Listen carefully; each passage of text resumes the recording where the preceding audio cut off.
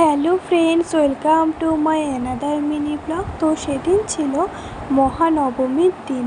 তো তোমাদেরকে তো বলেইছি, মা বাপি এসেছিল আমাদের বাড়িতে। তো মা বাপি, ভাই, বুনু, আমার বর, তারপরে শ্বশুরবাড়ির সবাইকে নিয়ে আশেপাশে কিছু প্যান্ডেল দেখতে সেদিন বেরিয়েছিলাম।